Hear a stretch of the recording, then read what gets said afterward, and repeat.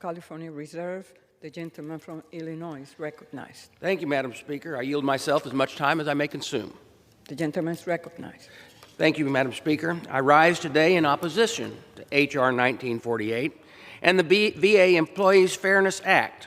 First, I really think that we need to take a moment to clear up some very confusing things on what this bill does.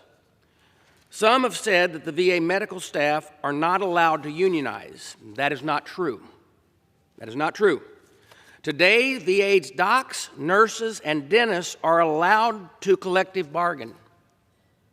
Hundreds of thousands of medical staff are unionized, but they are not specifically allowed to use union grievances procedures for matters of, and I'll quote the law, direct patient care, clinical competence, peer review, and pay. These very specific exceptions were made for a reason. The Secretary is responsible for ensuring veterans receive high quality and timely health care. To do that, he or she must have the authority to make difficult decisions, keeping hospitals running safe, and to put veterans first. The Secretary's first mission, and he or she must continue to provide care even in the worst of times. However, H.R. 1948 will tie the Secretary's hands, and I worry enacting of this legislation would put patients at risk. Let me say that again, put patients at risk. The main goal of the VA is to take care of our veterans. Now, for example, the Secretary may remove a provider who from direct patient care because the care they are performing is substandard. I fear this bill would allow a third-party arbitrator to second guess from a position that they're not trained in the field that they're trying to second guess, the Secretary's decision to remove that provider from direct patient care. My colleagues on the other side of the aisle will argue that this is not going to happen, yet not one of them can say that's 100% true and confident that that is not the case. In fact, it may happen. Unfortunately, bad actors and subpar providers do exist.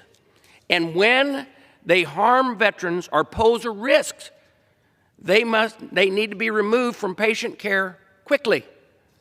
It is also not hard to believe that expanding grievance process envisioned by this bill could paralyze hospitals over the issue of patient care, clinical competency, and pay. In that scenario, care would be delayed.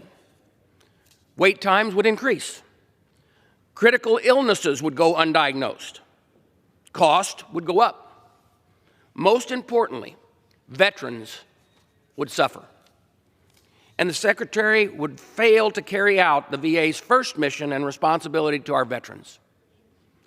This is exactly why medical staff at major healthcare systems like Mayo Clinic, Kaiser, Intermountain Healthcare, and the Cleveland clinics are generally not unionized and do not allow arbitration to be used over patient care. Neither should VA. The care of my fellow veterans must come before everything else. Now, I'm going to tell you this because you need to know. I myself was a union firefighter and I come from a union family, so I believe in our unions.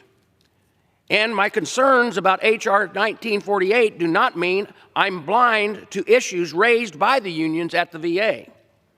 Allegations that the Secretary is abusing his authority are something that I take very seriously. It is the job of this committee to conduct aggressive oversight to ensure veterans get the care that they need and the VA workforces is treated fairly. Unfortunately, my friends on the other side of the aisle did not take a critical look at the Secretary's use of his authority. There was no oversight hearing. There was no public investigations, no work to address the allegations made by the unions. Instead, my colleagues have moved forward to pass sweeping legislation to turn over Congress's responsibility to arbitrators. I can't support that. I urge my colleagues to put veterans first and oppose this legislation. And with that, I reserve the balance of my time.